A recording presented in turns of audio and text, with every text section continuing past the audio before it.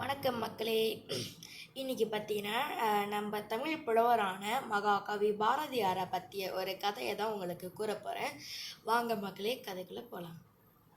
முண்டாசு கவிஞர் என்று அனைவராலும் போற்றப்படும் மகாகவி சுப்பிரமணிய பாரதியார் தமிழுக்காகவும் பெண் விடுதலைக்காகவும் போராடியவர்.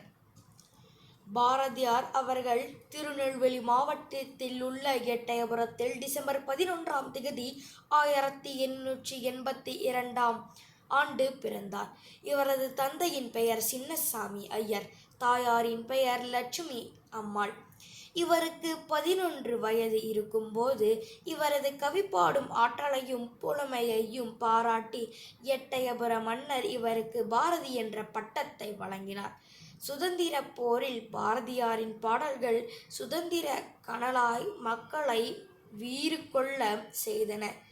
சாதிகள் இல்லையடி பாப்பா என்று கூறிய பாரதியார் தீண்டாமையை வெறுத்தார்.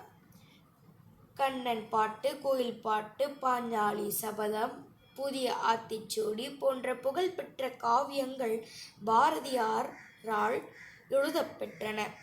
பாரதியார் தேசிய கவிஞர், மகாகவி, மானுடம், பாடவந்த மகாகவி உள்ளிட்ட பல பெயர்களால் போற்றப்படுகிறார். மகாகவி பாரதியார் 1921 ஆண்டு செப்டம்பர் 11 தனது 39வது வயதில் இவ்வுலக வாழ்விலிருந்து விடுதலை பெற்றார். மகாகவி மறைந்தாலும் அவரது கவிதைகள் இன்று வரை நமக்கு வாழ்க்கையை வாழ கற்றுக் கொடுக்கின்றன. ஓகே காய்ஸ், இதுதான் காய்ஸ் மகாகவி பாரதியாரோட ஒரு குட்டி வரலாறு கதை. இத்துடன் அடுத்த வீடியோவில் உங்களை சந்திக்கலாம். நன்றி, வணக்கம்.